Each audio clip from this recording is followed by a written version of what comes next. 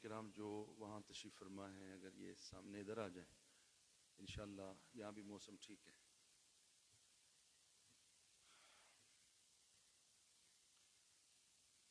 اعوذ باللہ من الشیطان اللعین الرجیم بسم اللہ الرحمن الرحیم. الحمد للہ الذی لا يبلغ مدحته القائلون ولا يحصي نعماءه العادون ولا يؤدي حقه المجتهدون الذي لا يدركه بعد الهمم ولا يناله غوص الفطن الذي ليس لصفته حد محدود ولا نعت موجود ولا وقت معدود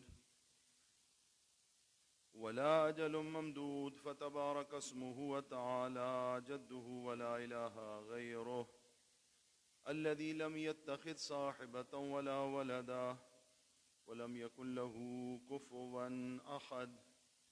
أوصيكم عباد الله ونفسي بتقوى الله أوصيكم عباد الله ونفسي بتقوى الله فإنها وصية الله في الأولين والآخرين. وقال سبحانه وَلَقَدْ وَصَّيْنَا الَّذِينَ أُوتُوا الْكِتَابَ مِنْ قَبْلِكُمْ وَإِيَّاكُمْ أَنِ اتَّقُوا اللَّهَ فِي سِرِّكُمْ وَعَلَانِيَتِكُمْ وَفِي شِدَّتِكُمْ وَرَخَائِكُمْ فَإِنَّ التَّقْوَى نُورُ الْقَلْبِ وَزَادُ الْمَعَادِ وَسَبِيلُ الْفَوْزِ فِي الدَّارَيْنِ. نسأل الله سبحانه أن يجعلنا من المتقين وأن يثبتنا على صراطه المستقيم إنه أرحم الراحمين.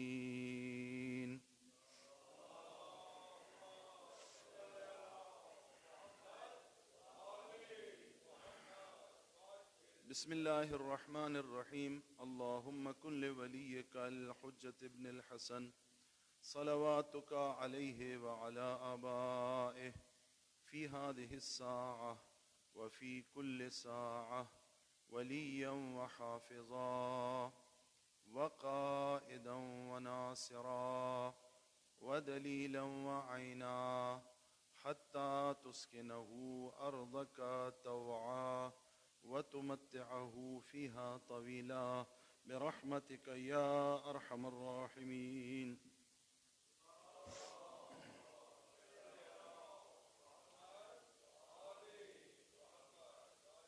مومنین کرام، سب سے پہلے اپنے آپ کو اور آپ برادران ایمانی سروران گرامی کو تقوی الہی کی نصیحت کرتا ہوں. خالق و مالک اللہ کی بارگاہ میں ذوات مقدسہ معصومین علیہم الصلاۃ والسلام کے وسیلے سے دعا مانگتا ہوں کہ خدا ہمیں اپنے دین کے سچے خدمتگاروں میں سے قرار دے، دامن قرآن اور دامن اہل بیت علیہم الصلاۃ والسلام سے وابستہ رہنے کی توفیق عطا فرمائے.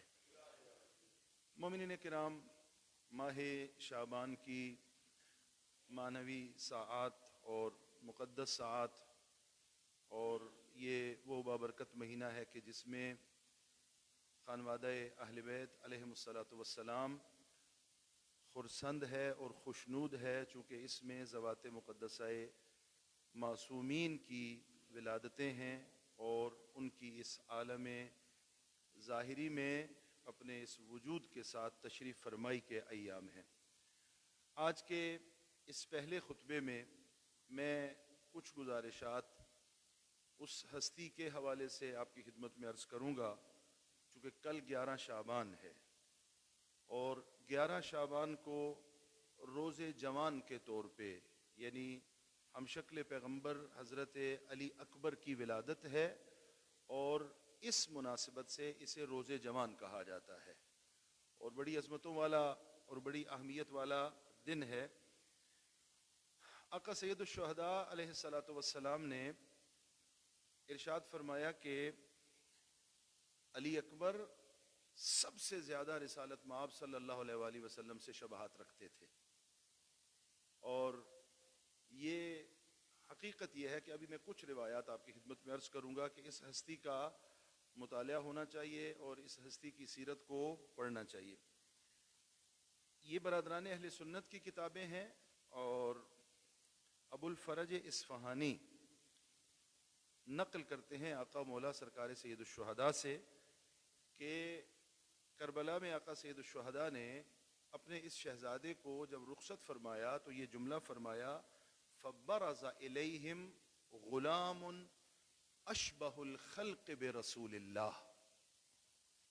یہ برادران اہل سنت کی کتابوں میں ہے کہ یہ وہ جوان اس لشکر اعداء کی طرف جا رہا ہے، یزیدیوں کی طرف حق کا کلمہ بلند کرنے کے لیے جا رہا ہے، کہ جو رسالت مآب صلی اللہ علیہ وآلہ وسلم سے سب سے زیادہ شباہت رکھتا ہے، اور یہ برادران اہل سنت کی کتاب ہے. ابو مخنف نے مقتل الحسین میں یہ جملہ آقا سید الشہداء علیہ السلام سے ذکر کیا کہ سرکار سید الشہداء نے ارشاد فرمایا کہ ہم جب بھی یہ شوق پیدا کرتے تھے، یہ ہمارے دل میں اشتیاق ہوتا تھا کہ ہم حضرت محمد مصطفیٰ صلی اللہ علیہ وآلہ وسلم کی زیارت کریں،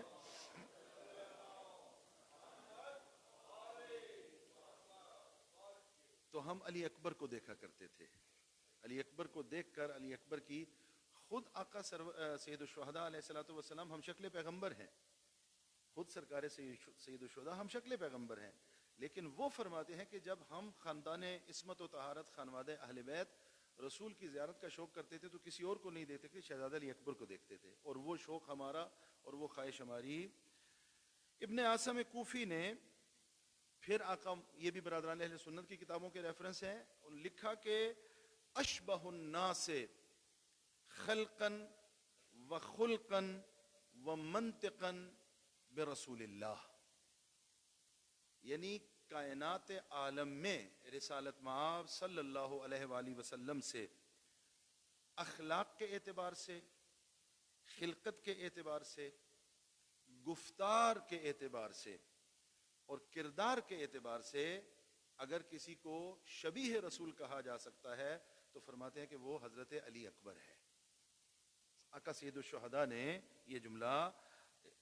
اب سوال یہاں پر یہ ہے کہ رسالت مآب صلی اللہ علیہ وآلہ وسلم سے شباہت کا کیا معنی ہے؟ شہزادہ علی اکبر علیہ السلام یہ اپنے جد بزرگوار سے شباہت رکھتے ہیں، تو اس کا معنی کیا ہے؟ ممکن ہے یہ کہا جائے کہ ظاہری شکل و صورت کے اعتبار سے شبیہ رسول ہے. ظاہری طور پر جو صورت مبارک ہے، قیافہ ہے، چہرہ ہے، آنکھیں ہیں، ناک ہیں، بدن ہے، یہ ظاہری اعتبار سے بالکل ویسا ہی ہے کہ جیسا اللہ نے رسالت مآب صلی اللہ علیہ وآلہ وسلم کو عطا فرمایا تھا، اسی طرح کا حضرت علی اکبر کو اللہ نے عطا فرمایا. پاک پیغمبر کا چہرہ نورانی تھا تو حضرت علی اکبر کا چہرہ بھی نورانی تھا. یہ ایک بعض علماء نے یہ تعبیر بیان فرمائی. اچھا، یہ پاک پیغمبر کا چہرہ نورانی میں نے آپ سروران گرامی کی خدمت میں عرض کر دیا، آپ نے سماعت فرما لیا. ابن حجر عسقلانی، برادران اہل سنت کے ریفرنسز ہیں سارے، وہ کہتے ہیں کہ یہ روایت موجود ہے کہ ما رأیت شیئا احسن من رسول اللہ کأن الشمس تجری فی جبہتہ. پیغمبر کی نورانیت یہ تھی کہ گویا پیشانی مبارک پر سورج تھا. سورج کی ضیاءپاشی کیسی ہو سکتی ہے؟ سرور کائنات صلوات اللہ وسلام علیہ کا وہ پیشانی کی کیفیت یہ تھی. ایک یہ طبرانی نے اس کو لکھا روایت کو، اور کہا کہ کسی نے پاک پیغمبر کے چہرے کی حج کے موقع پر زیارت کی اور کہا کہ 14ویں کے چاند کی طرح سرور کائنات کا چہرہ روشن تھا. اچھا، ابن کثیر نے رسول اکرم اور حضرت ختمی مرتبت صلوات اللہ وسلامہ علیہ کی ظاہری طور پر یہ جو خوبصورتی اور حسن ہے ظاہری طور پر اس کا تقابل کیا اور یہ جملہ لکھا، کہا کہ جو حضرت محمد کو دیکھ لے صلوات اللہ وسلامہ علیہ گویا اس نے چمکتے ہوئے روشن سورج کو دیکھ لیا. یہ پاک پیغمبر کی صرف ظاہری طور پر جو روایات منظر بیان کرتی ہیں رخ انور کا وہ ہیں۔ اچھا، اب اس سرور کائنات کے ظاہری طور پر جو بیان کیا گیا، حقیقت کو تو بیان نہیں کیا جا سکتا روایات میں، اس ظاہری روشنی اور چہرے کی کیفیت کو دیکھ کر عظمت علی اکبر کا اندازہ لگائیے کہ سرور کائنات کے اس ظاہری حسن کی شبیہ اگر کسی کو قرار دیا جا رہا ہے تو وہ حضرت علی اکبر کو قرار دیا جا رہا ہے، اور آقا سید الشہداء علیہ السلام یہ کام کر رہے ہیں۔ انبیاء موجود ہیں، حضرت آدم ہیں، حضرت نوح ہیں، حضرت ابراہیم و موسیٰ و عیسیٰ، یہ سارے انبیاء علیہ السلام موجود ہیں، لیکن پیغمبر کی شباہت ظاہری اعتبار سے اگر اس کو دیکھا جائے، وہ شباہت اگر دی گئی ہے تو علی اکبر علیہ السلام کو پیغمبر خاتم کے شبیہ قرار دیا گیا ہے۔ ایک وجہ یہ ہو سکتی ہے کہ ظاہری اعتبار سے کہا جائے کہ جس طرح پاک پیغمبر کا حسن تھا اور ہم اس کی حقیقت کا ادراک نہیں کر سکتے، اس کے ساتھ شباہت دی گئی ہے کہ حضرت علی اکبر کا حسن بھی ویسے تھا۔ بعض نے کہا کہ نہ، یہ بھی درست ہے، اور دوسری شباہت یہ ہو سکتی ہے کہ اخلاق علی اکبر علیہ السلام وہ اخلاق تھا جو سرور کائنات حضرت محمد مصطفیٰ کا اخلاق تھا۔ یعنی حضرت علی اکبر شباہت رکھتے تھے سرور کائنات کے ساتھ اپنے اخلاق کے اعتبار سے، اور پیغمبر کا اخلاق کیا ہے؟ اِنَّكَ لَعَلَىٰ خُلُقٍ عَظِيمٍ۔ پیغمبر کا اخلاق، اس کی مثال آپ اپنی مثال ہیں۔ اور یا وما ارسلناک الا رحمۃ للعالمین، وہ رحمۃ للعالمین ہے۔ یا ہمیں کہا گیا لقد کان لکم فی رسول اللہ اسوۃ حسنہ، یہ پیغمبر کا اخلاق ہے۔ اب فرماتے ہیں کہ اخلاق و کردار میں حضرت علی اکبر علیہ السلام یہ پیغمبر کے اخلاق و کردار کے مشابہ ہے۔ جو اخلاق نبوی تھا صلوات اللہ وسلامہ علیہ، وہی اخلاق حضرت علی اکبر ہے۔ جوان نوجوان بچے عزیز تشریف فرما ہیں، وہ ایک عربی میں ایک قانون ہم مدرسوں میں پڑھتے پڑھاتے ہیں کہ اس بات الشیء لا یقتضی نفی ما عدا۔ ایک چیز کو ثابت کرنے کا مطلب یہ نہیں ہوتا کہ وہ چیز دوسروں میں اس کی نفی کی جا رہی ہے۔ یہ خاندان عصمت و طہارت وہ سارے اخلاق نبوی کے مالک ہیں، یہ سارے کرم حضرت محمد مصطفیٰ کے مالک ہیں، لیکن یہاں پر سرکار سید الشہداء کے جملوں سے آقا علی اکبر کے کمالات کو بیان کیا جا رہا ہے، اور اس کی تھوڑی سی وضاحت آپ کی خدمت میں عرض کی جا رہی ہے۔ اخلاق و کردار میں رسالت مآب صلی اللہ علیہ وآلہ وسلم کے مشابہ ترین فرد اور شخصیت اور ہستی کسی کو قرار دیا جا سکتا ہے تو وہ حضرت علی اکبر ہیں، اور انسانیت کے لیے نمونہ عمل ہیں۔ اس کے بعد بعض نے کہا کہ شجاعت میں وہ شجاعت ہے حضرت علی اکبر کی جس کی مثال وہ رسالت مآب صلوات اللہ وسلامہ علیہ کی ذات میں۔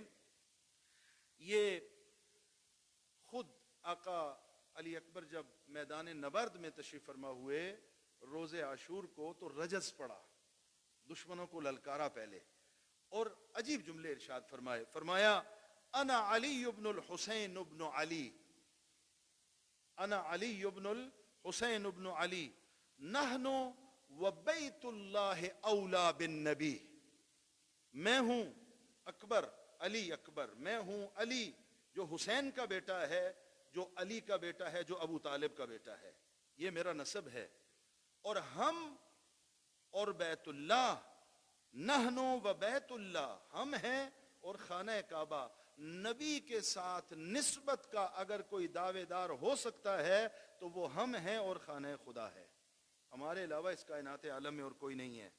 ہم سب سے زیادہ سزاوار ہیں، پیغمبر کے ساتھ نسبت سب سے زیادہ ہماری، من شبس و شمر ذاک الدنی، میرے مقابلے میں آنے والے شمر ہیں، شبس ہیں، یا وہ یزیدی لشکر والے ہیں، وہ کہاں اور نبی کے ساتھ نسبت اور تعلق کہاں؟ نبی کے ساتھ نسبت کا وارث اگر کوئی ہے تو میں ہوں یا میرا بابا حسین ابن علی ہے۔ اور فرمایا اضربکم بالسیف حتی ینثنی، میں علی کی شجاعت کا وارث ہوں، میں ایسی تلوار چلاؤں گا کہ تلوار میرے ہاتھوں میں ٹیڑھی ہو جائے گی، میری شجاعت ختم نہیں ہوگی۔ اضربکم بالسیف حتی ینثنی ضرب غلام ہاشمی علوی، میری ضرب ایک ایسے جوان کی ہوگی جو ہاشمی بھی ہے علوی بھی ہے. ولا ازال اليوم احمی ابی، اور میں اپنے پدر بزرگوار جو حجت خدا ہیں ان کی فتح و نصرت سے ایک لمحے کے لیے بھی پیچھے نہیں ہٹوں گا. واللہ لا یحکم فینا ابن الدعی، اور خدا کی قسم میرے بارے میں یا میرے پدر بزرگوار کے بارے میں ابن الدعی، ابن الدعی کا میں ترجمہ یہاں نہیں کر سکتا، ابن الدعی یا اس جیسے ہمارے بارے میں کوئی فیصلہ نہیں کر سکتے. ہمیں اللہ کی طرف سے یہ اعزاز ملا ہے. اور یہ برادران اہل سنت کی کتابوں میں ملتا ہے کہ جب شہزادہ علی اکبر علیہ السلام نے روز عاشور کو حملہ کیا دشمنوں پر، تو لشکر اعداء میں چیخ و پکار بلند ہو گئی. ایسی شجاعتیں. اور پھر اپنے پدر بزرگوار سے آ کر پوچھا کہ بابا میرا جہاد کیسا ہے، میری جنگ کیسی ہے، آپ نے میرے جہاد کو کیسا پایا. سخاوت حضرت علی اکبر علیہ السلام کی، بعض نے کہا کہ سخاوت بے مثال ہے، سخاوت کی یہ مثال کہیں اور نہیں ملتی. فرماتے ہیں کہ حضرت علی اکبر وہ عظیم المرتبت اہل بیت میں سے صاحب جود و سخا ہیں کہ جو اپنے گھر کی چھت پہ حکم دیتے تھے کہ رات کو آگ جلائی جائے، آگ روشن کی جائے چھت پہ. آج کے تعبیر کے مطابق بڑا بلب لگا دیا جائے تاکہ وہ جو مسافر دور دور سے جا رہے ہیں اور راستہ بھٹکے ہوئے ہیں اور ان کو کوئی زیادہ راہ دینے والا نہیں ہے، ان کو رات کے لیے ٹھہرنے کا ٹھکانہ نہیں مل رہا، تاکہ وہ میرے گھر کی اس روشنی کو دیکھ کر میرے گھر میں آ جائیں اور میں ان کی میزبانی کر سکوں. یہ سخاوت ہے حضرت علی اکبر علیہ السلام کی. اور یہ لکھا گیا کہ لم تذکر هذه المکرمہ یا مکرمہ من نار القرى لواحد من ابناء الائمہ الا لشبیہ الرسول علی الاکبر. یہ اس تعبیر کے مطابق، کہیں اور پر لکھا ہوگا تو ہوگا. یہ روایت کہتی ہے کہ یہ فضیلت اس انداز میں کہ گھر کی چھت پہ باقاعدہ روشنی رکھتے تھے کہ مہمان راستہ بھٹکے ہوئے میرے گھر میں آ جائیں اور ان کی پریشانی، یہ کسی اور کے بارے میں نہیں ملتی جس طرح شہزادہ علی اکبر کے بارے میں ملتی ہے. یہ اعزاز اور یہ عظمت حضرت علی اکبر کو، سخاوت والا. اور ظاہر ہے کہ سال جو ہے ولادت کا سال، اس میں اختلاف ہے. یہ مومنین توجہ فرمائیے، وہ اختلاف میرے پیش نظر ہے. کمائی کے کربلا میں سن مبارک کیا تھا، اس میں بھی اختلاف ہے. مشہور روایت 18 والی ہے، ایسا ہے یا نہیں؟ مشہور روایت یہ ہے کہ 18 والی. میں اس اختلاف والی روایات ذکر نہیں کر رہا، لیکن میرے پیش نظر ہیں وہ روایات. بعض روایات کے مطابق آپ کی پرورش جو ابتدائی طور پر ہوئی وہ مولا امام حسن مجتبی نے کی. شہزادہ علی اکبر کی ابتدائی جو آغوش میں لیا وہ حضرت مولا امام حسن مجتبی نے لیا. لہٰذا آپ نے مولا امام حسن کریم اہل بیت کہا جاتا ہے حضرت امام حسن مجتبی کو. لہٰذا ادھر سے بھی یہ سخاوت اپنے امو حسن علیہ السلام سے بھی آپ کو تربیت کے نتیجے میں ملی. اور بعض روایات جو زیارت میں ملتی ہیں آقا علی اکبر علیہ السلام کی، اس میں یہ جملہ، بعض روایات کی تعبیر ذہن میں رکھیں، ملتا ہے السلام علیکہ یبن الحسن والحسین. یہ زیارت کا جملہ ہے، السلام علیکہ یبن الحسن والحسین. چونکہ تربیت مولا امام حسن مجتبی نے فرمائی، لہذا ان کی طرف بھی نسبت. لہذا یہ جود و سخا وہ اپنے چچا حسن مجتبی سے بھی آپ نے کیا لیا. یہاں پر ایک اور مسئلہ جو قابل غور ہے، میں اس کی طرف نہیں جا رہا چونکہ وقت ہمارے پاس بہت تھوڑا ہے. زیارت عاشورہ میں کس طرح مخاطب کیا گیا اور اس میں برادران اہل سنت کی رائے کیا ہے، وہ میں اس کی طرف نہیں جا رہا. یہاں پر چونکہ اخلاق کا تذکرہ ہے، ظاہری شباہت کی بات بھی ہے اور اخلاق کے اعتبار سے مشابہ ہونے کی بات بھی ہے. یہاں پر ایک روایت آپ کی خدمت میں سرور کائنات سے عرض کر کے پہلا خطبہ میں ختم کر دوں گا. ان النبی صلی اللہ علیہ وآلہ وسلم،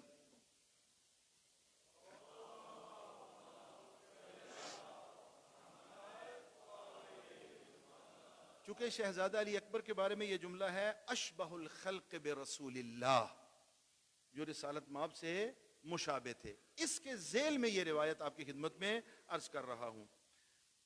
پاک پیغمبر نے ارشاد فرمایا یا علی الا اخبرکم باشبہکم بی خلقا، اے علی کیا میں آپ کو اس فرد کا پتہ نہ بتاؤں جو اخلاق میں مجھ سے زیادہ شباہت رکھنے والا ہے؟ قال بلا یا رسول اللہ، اے رسول خدا ارشاد فرمائیے۔ قال احسنکم خلقا، جو سب سے زیادہ اخلاق کے اعتبار سے اچھا ہے۔ اعظمکم حلما، جس میں حلم و بردباری زیادہ ہے۔ وابرکم لقرابتہ، اپنے رشتہ داروں کے ساتھ نیکی اور بھلائی کرنے والا ہے۔ واشدکم من نفسہ انصافا، اور کسی بھی مرحلے میں انصاف کا دامن ہاتھ سے نہیں چھوڑتا۔ معاملہ کرتا ہے تو انصاف کا دامن، بات کرتا ہے تو انصاف کا دامن، نشست و برخاست کرتا ہے تو انصاف کا دامن۔ پیغمبر نے فرمایا اے علی یہ میرے زیادہ شبیہ ہے، یہ میرے زیادہ قریب ہے، جس کا اخلاق ایسا ہے، جس کا حلم ایسا ہے، جس کی بردباری ایسی ہے۔ اور بہترین جملہ جو میرے خیال میں اپنے گھر میں اگر ہر وقت سامنے لکھ کے لگا لیا جائے اور اٹھتے بیٹھتے اس کی تلاوت کی جائے، اپنی زندگی میں اس سے نورانیت لائی جائے۔ پیغمبر نے فرمایا انکم لن تسعوا الناس باموالکم، تم اپنے مال و دولت اور ثروت کے ذریعے لوگوں سے نہیں بڑھ سکتے، اپنے مال کے ذریعے لوگوں کو فائدہ نہیں پہنچا سکتے۔ مال آپ کا جتنا بھی ہے آپ سے زیادہ مال والا آپ کو نظر آ جائے گا۔ اور دوسری بات یہ کہ اپنا مال انسان دوسروں کو دیتا بھی آسانی سے نہیں ہے، آسانی سے نہیں بلکہ دیتا ہی نہیں ہے مال سے۔ تو فرمایا کہ اپنے مال و دولت کے ذریعے تو تم لوگوں کے دلوں میں اپنا اخلاق یعنی اخلاق مالی، اس کے ذریعے لوگوں کے دلوں میں گھر پیدا نہیں کر سکتے۔ فَاسْعُوهُمْ بِأَخْلَاقِكُمْ، اپنے اخلاق کے ذریعے، اپنے حسن خلق کے ذریعے لوگوں کے دلوں میں گھر بنانا شروع کر دو۔ مال کے ذریعے نہیں ہو سکتا، دولت کے ذریعے نہیں ہو سکتا، ثروت کے ذریعے نہیں ہو سکتا، جاہ و حشم کے ذریعے نہیں ہو سکتا۔ یہ اچھا اخلاق جو ہے، اچھا اخلاق، پاک پیغمبر نے فرمایا کہ اس اخلاق کے ذریعے تم لوگوں کا قرب حاصل کر سکتے ہو، لوگوں کو اپنے قریب بھی کر سکتے ہو اور خود بھی لوگوں کے قریب ہو سکتے ہو۔ یہ اخلاق ہے، اور یہ اخلاق ہے شہزادہ علی اکبر علیہ السلام اور سرور کائنات حضرت محمد مصطفیٰ صلوات اللہ وسلام علیہ۔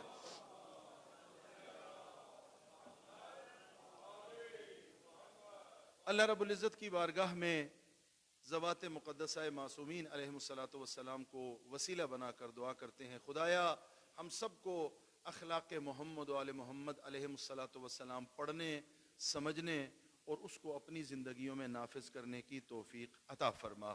خدایا دامن قرآن اور دامن اہل بیت علیہ السلام سے وابستہ اور متمسک رہنے کی توفیق عطا فرما۔ خدایا تجھے محمد و آل محمد کی عظمت کا واسطہ ہمیں مخلص ترین شیعہ علی ابن ابی طالب بننے کی توفیق عطا فرما۔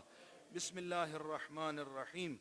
اذا جاء نصر اللہ والفتح ورأيت الناس يدخلون في دين الله افواجا فسبح بحمد ربك واستغفره انه كان توابا۔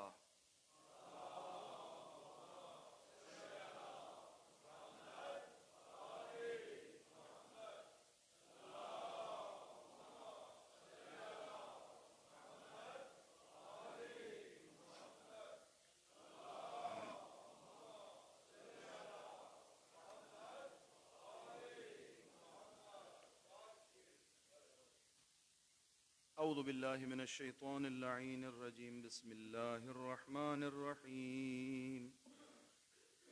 الحمد للہ حمدا کثیرا دائما علی کل نعمہ وآلائہ، ونشہد ان لا الہ الا اللہ وحدہ لا شریک لہ، إلها أزليا أبديا سميعا بصيرا.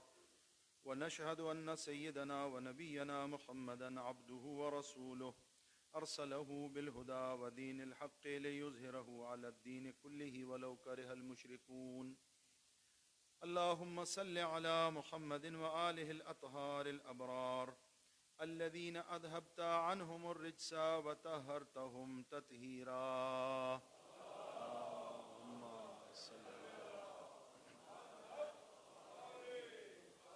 وجعلت مودتهم أجر نبيك فقلت قل لا أسألكم عليه أجرا إلا المودة في القربى.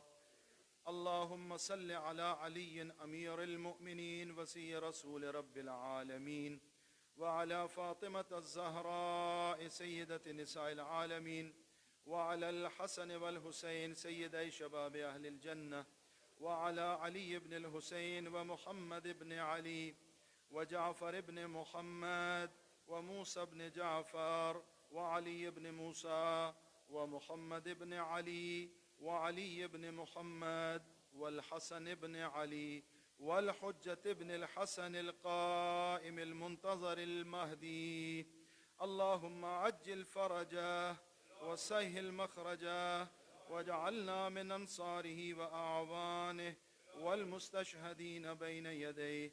اللهم اغفر للمؤمنين والمؤمنات والمسلمين والمسلمات الأحياء منهم والأموات.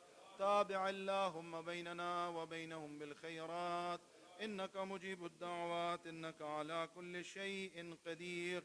اللهم عجل فرجه وسهل مخرجه. اللهم ارزقنا زيارة الحسين في الدنيا وشفاعة الحسين في الآخرة. إن الله يأمر بالعدل والإحسان وإيتاء ذي القربى وينهى عن الفحشاء والمنكر يعظكم لعلكم تذكرون.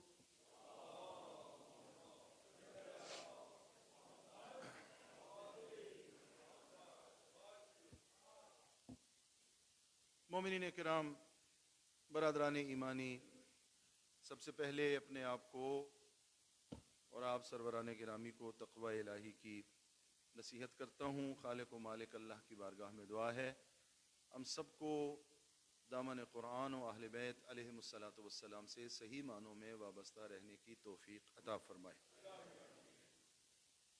مومنین کرام، دوسرا خطبہ مختصر طور پہ جو حالات اس وقت آپ کے اور ہمارے پیش نظر ہیں، یہ عصر حاضر میں محض واقعات کا ایک مجموعہ نہیں ہے جو پوری دنیا کے افق پر اس وقت میرے اور آپ کے سامنے آ رہا ہے. اگر ہم سرسری نگاہ سے دیکھیں گے، سرسری نظر ان پہ ڈالیں گے تو حقائق کی طرف ہم صحیح معنوں میں متوجہ نہیں ہو سکیں گے اور حقائق ہماری نگاہوں سے اوجھل رہیں گے. اگر ان واقعات کو جو بین الاقوامی افق پر میرے اور آپ کے سامنے ہیں ایک فکری اور نظریاتی کشمکش کے طور پہ ہم دیکھیں تو حالات کا ہم بہتر تجزیہ کر سکتے ہیں. آج دنیا میں بنیادی طور پر دو بڑے نظریے اور دو بڑی تھیوریز ہمارے سامنے ہیں. پوری دنیا کے نظام کی بات کر رہا ہوں. دو طرح کے طرز تفکر، دو طرح کی سوچ جو پوری دنیا پر اس وقت حکم فرما ہے. ایک وہ طرز تفکر ہے اور ایک وہ تھنکنگ اور تھیوری اور سوچ ہے کہ جو طاقت کی بنیاد پر، زور کی بنیاد پر، غلبے کی بنیاد پر، ہٹ دھرمی کی بنیاد پر، دھونس کی بنیاد پر طاقت کو حق سمجھنے والا نظریہ ہے، شور شرابے کو، زور کو حق سمجھنے والا نظریہ ہے. پوری دنیا میں ایک تھنکنگ اس وقت یہ ہے. یعنی یہ وہ لوگ ہیں جو کہتے ہیں کہ طاقت حق ہے، لیکن حسین ابن علی اور معصومین علیہم الصلاۃ والسلام اس نظریے پر تائید نہیں فرماتے. وہ طاقت کو حق نہیں سمجھتے، وہ حق کو طاقت سمجھتے ہیں. مکتب اہل بیت میں طاقت حق نہیں ہے بلکہ حق طاقت ہے. لہذا یہ کہا گیا ہے تعلیمات محمد و آل محمد میں، آپ حق کو پہچان لیں جب آپ حق کو پہچان لیں گے تو پھر آپ کو اہل حق کی معرفت بھی ہو جائے گی. ایک سوچ اور ایک تھنکنگ یہ ہے جو طاقت کی بنیاد پہ، جبر کی، استیلاء کی، تسلط کی بنیاد پہ اپنی بات منوانے والے ہیں. دوسرا وہ طرز تفکر ہے جو یہ کہتے ہیں کہ حق، عدل، عدالت، انصاف اور سب کے حقوق کی پاسداری، اس کی بنیاد پہ فیصلہ ہونا چاہیے اور اس کو پوری دنیا میں نافذ ہونا چاہیے. یہ دنیا بھر کے جو اس وقت حاکم اور حکمران نظام ہیں، ان میں اگر آپ حق کی بنیاد پر بات کرنے والے نظام آپ دیکھیں گے تو آپ کو اس کی مثالیں، ایک دو تین مثالیں، کہیں کم کہیں زیادہ، لیکن سب سے زیادہ جو حق و حقیقت کا علم اٹھا کر حق و حقیقت کی بات کرنے والا نظام ہے وہ جمہوری اسلامی ایران کا نظام ہے، جس کو ہم ہر گزرتے دن کے ساتھ دیکھ رہے ہیں. یہ محض کوئی سیاسی نعرہ نہیں ہے، ضد کی بات نہیں ہے، قومی غیرت کہہ کر بھی بعض بندے جان چھڑا لیتے ہیں، ایسا نہیں ہے. یہ ایک تھیوری ہے جو یہ کہتی ہے کہ مسلمان بحیثیت قوم، بحیثیت ملت، بحیثیت مکتب یہ اپنی شناخت رکھتے ہیں، لہٰذا اپنے فیصلے کرنے میں بھی آزاد ہیں. ان پر فیصلہ مسلط نہیں کیا جا سکتا، ان پر فیصلہ مسلط نہیں کیا. یہ اپنی ترجیحات کا تعین بھی خود کریں گے.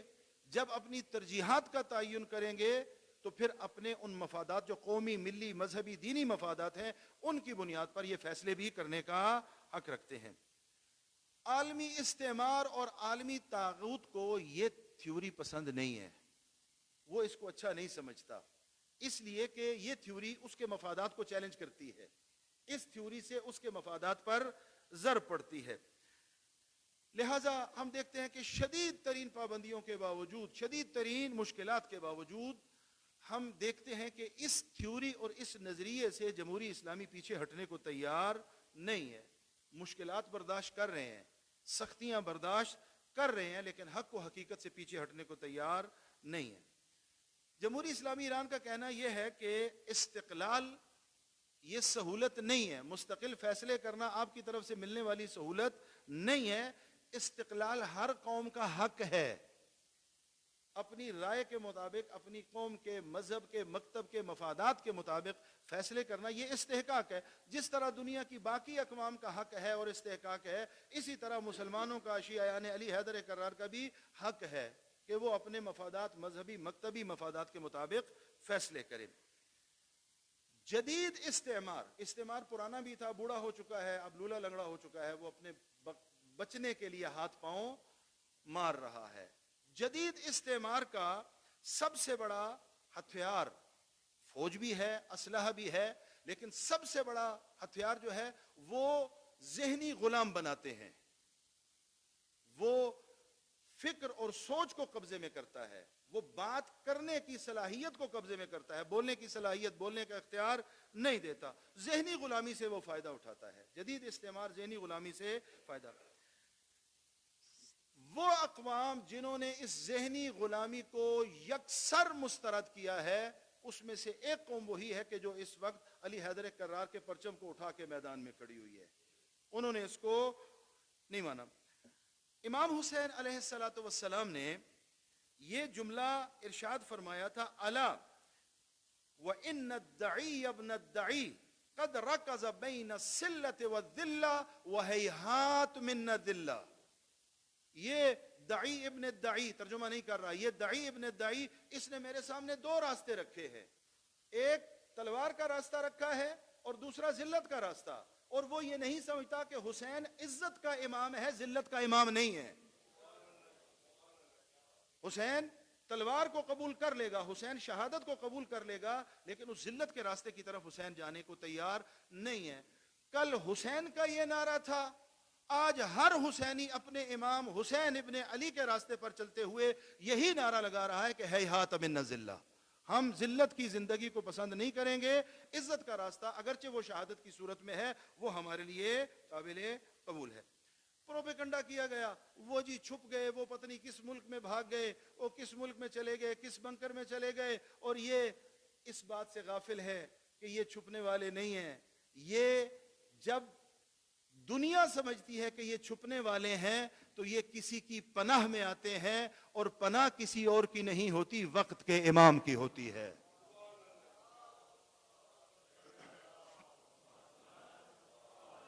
یہ وقت کے امام کی پناہ میں آتے ہیں اور وقت کے امام سے توسل کرتے ہیں۔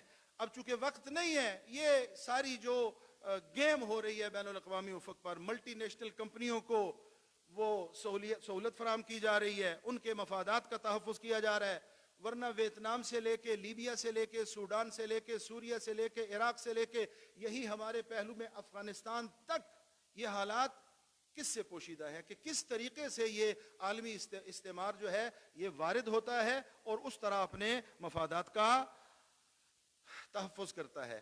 یہ سوشل میڈیا کے ذریعے اور بین الاقوامی میڈیا کو جو فالو کرتے ہیں، حالات یہ بتا رہے ہیں کہ استعمار جمہوری اسلامی ایران کو شکست دینے کے ارادے سے اور خام خیالی سے پیچھے ہٹ کر بظاہر ایران کو کسی حد تک کنٹرول کرنے کی پالیسی پر آ گیا ہے۔ جس طرح اس ارادے میں ناکام ہوا ہے، اس ارادے میں بھی ناکام ہوگا۔ اور اس کی وجہ کیا ہے؟ وجہ یہ ہے کہ جنگ تاریخ میں بھی شروع خیبر والوں نے کی تھی، ختم حیدر نے کی ہے، آج بھی خیبر والوں نے شروع کی ہے، ختم حیدر والے کریں گے۔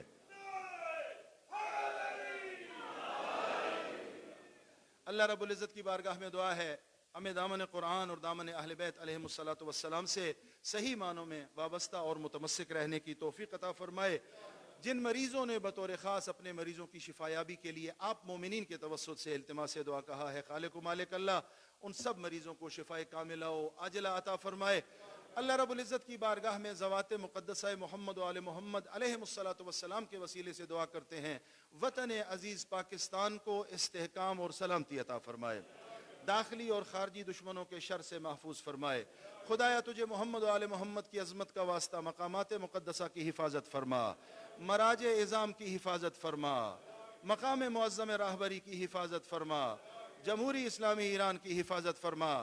خدایا تجھے محمد و آل محمد کی عظمت کا واسطہ تو نے ہمیں بصارت عطا فرمائی ہے، ہم سب کو بصیرت بھی عطا فرما۔ بسم اللہ الرحمن الرحیم، انا اعطیناک الکوثر فصل لربک وانحر ان شانئک هو الابتر۔